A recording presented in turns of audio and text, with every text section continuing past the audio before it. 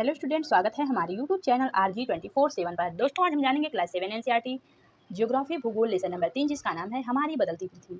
तो आइए देखते हैं। स्थलमंडल आने वाली प्लेटों में विभाजित हैं। इन्हें स्थलमंडलीय प्लेट कहते हैं। आपको जानकर ये आश्चर्य होगा कि ये प्लेट हमेशा धीमी गति से चारों तरफ घूमती रहती है। प्रत्येक वर्ष केवल कुछ मिलीमीटर के लगभग पृथ्वी के अंदर पिघले हुए मैग्मा में होने वाली गति के कारण ऐसा होता है।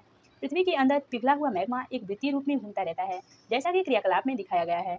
प्लेट की इस गति के कारण पृथ्वी की सतह पर परिवर्तन होता है। पृथ्वी की गति को अन्य बल के आधार पर विभाजित किया गया है, जिनके कारण यह गतियां उत्पन्न होती हैं। जो बल पृथ्वी के आंतरिक भाग में घटित होते हैं, इन्हें अंतर्जनित बल कहते हैं, एवं जो बल पृथ्वी की सतह पर उत्पन्न होते हैं, उन्हें बहिर्जनित बल कहते हैं। चित्र 3.1 अंतर्जनित बल कभी आकस्मिक में गति उत्पन्न करते हैं तो कभी धीमी गति। भूकंप एवं ज्वालामुखी जैसी आकस्मिक गति के कारण पृथ्वी की सतह पर अत्यधिक हानि हो जाती है। आइए देखते हैं इसमें पृथ्वी की गतियां। अंतर्जनित बल एवं बहिर्जनित बल।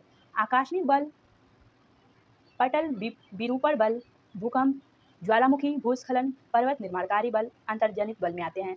बहिर्जनित बल अपरदन और निक्षेपण, नदी बहता जल, पवन, समुद्री तरंगे, हिमनद। चित्र 3.1 स्थल रूपों का विकास। आइए देखते हैं कुछ टिप्पणी। एक रंगीन कागज की छोटी सी गोली लीजिए और इसे जल के आधे भरे बीकर में रख दीजिए। बीकर को तिपाई पर रखकर गर्म करें। जल गर्म होने पर आप देखेंगे कि गर्म जल की परतों के साथ कागज की गोली भी ऊपर उठती है और ठंडे पानी की परतों के साथ यह गोली नीचे बैठती है। पृथ्वी के अंदर स्थित पिघला हुआ मैग्मा भी इसी प्रकार गति करता है। चित्र में देखिए। आइए देखते हैं आगे। भूपटपटी में अनेक बड़ी एवं कुछ छोटी कठोर असमान आकार की प्लेटें होती हैं, जिन पर महाद्वीपीय एवं महासागर की सतहें टिकी हैं। ज्वालामुखी भूपटपटी पर खुला एक ऐसा छिद्र होता है जिसे पिघले हुए पदार्थ अचानक निकलते हैं। चित्र 3.2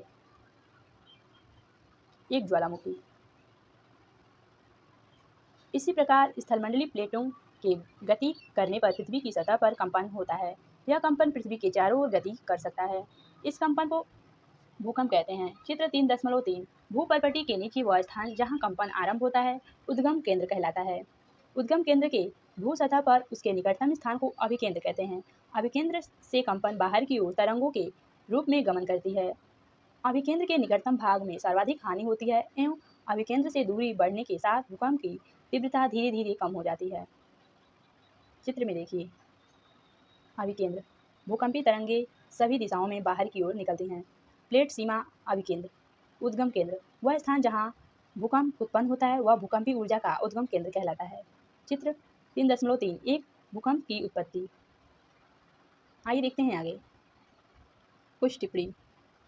एक बर्तन लें, उसे जल से भरकर ढक्कन से बंद कर दें तथा जल गर्म करने के लिए रख दें। अब कुछ मटर, चम्मच और मोती ढक्कन के ऊपर रख दें।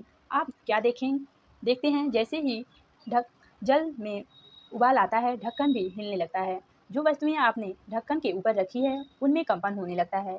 दाने नीचे आते हैं और चम्मच के कंपन से ध्वनि उत्पन्न होती है। इसी भांति जब भूकंप आते हैं तो पृथ्वी में कंपन होने लगती है।